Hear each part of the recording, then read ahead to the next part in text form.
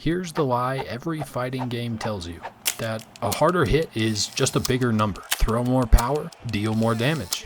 Done. But that's not what power is. Every strike is like a bet, and the harder you swing, the more chips you're pushing in. I've spent 15 years teaching people that bet. Let me put you through my academy. That is not a bad punch. It's actually a perfect punch, thrown at someone who's just not there anymore. And it is one of the most important things that your game gets wrong. Day one, I'm going to put you in a fight stance and find out what hand is dominant. That side is going to stay in the back.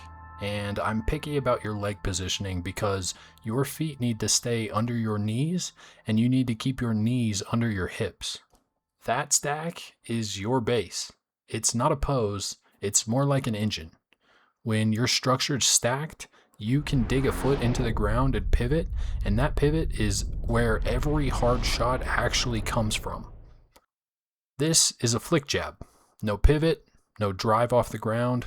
Your base remains unaffected. It's the cheap chips on the poker table. It's fast, but it doesn't necessarily have a ton of power. It's not really meant to hurt you, but it will set up the shot that does. This is a hook. Now I'm committing on purpose. I dig the ball of my foot into the ground. That's going to turn my hips over, and my hip is going to turn my shoulder over, which is going to follow up with my finished punch. I can throw that same hook with just my arm, but it'll have zero power, because the power was never really in your arm. It was coming from the ground, and your base is the cable that's connecting the two. So that's the execution. But what about the return? Here's the half that nobody films. Stance recovery. The hook fires bottom to top. Foot, hip, shoulder, hand. Recovery is the exact same clip, just played in reverse. Your hand should return to your face first, then your shoulder and foot are going to pivot and return you to your fight stance. A clean recovery drops you right back into that stance, ready to fight. That's the whole goal. You're not done when the punch lands, you're done when you're back. A sloppy recovery is just the same clip that doesn't finish rewinding. You're a beat slow getting home, and now there's an opportunity for your opponent to put your lights out. Every strike you throw, you're spending base to fire and buying it back to recover. Good fighters are just really, really good at buying it back. So what happens when the bill comes due and you can't pay it? That's overcommitting. And here's the part that matters. I didn't overcommit because I threw wrong. You overcommit because you expected your opponent to be there, and they slipped, rolled, pivoted, pulled, created an angle, and just weren't where you threw. Your base is now way out past your feet, chasing a head that's no longer there. Think of it like a table. A good stance is a table on all four legs. Solid. Hard to tip over. When I overreach and get stuck in a deep lunge, I've effectively taken out two of the table legs. And a table without those legs doesn't just wobble, it's gonna drop. Hard.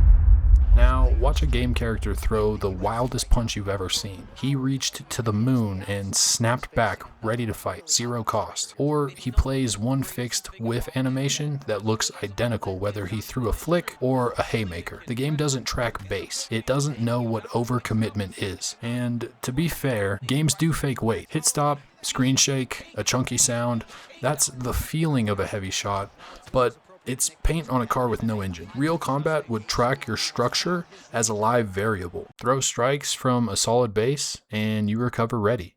Overreach, now you're compromised. Off balanced, finishable. And recovery wouldn't be a stat or a canned animation that plays the same every single time. It would come from your positioning and your reads and whatever it is that's being thrown at you.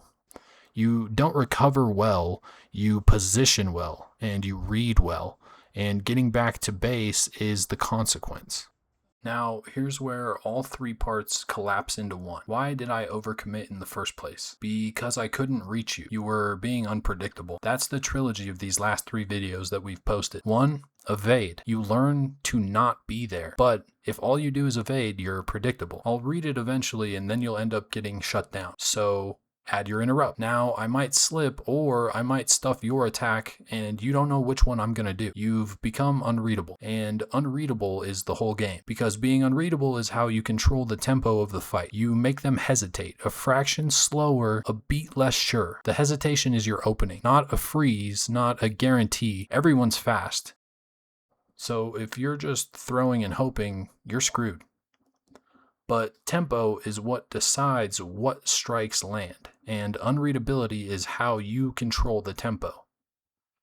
Real fighting was never 3 techniques. It's one thing, an information war.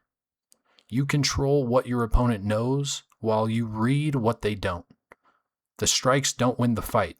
Controlling the tempo is going to win the fight. The strikes just collect. Games don't model any of that.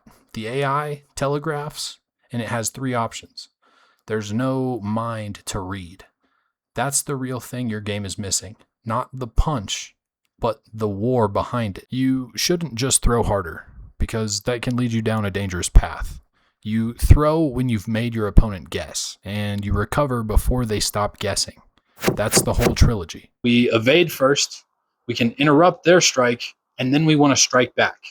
If you missed any of those, go ahead and click on one of them as they appear on your screen now.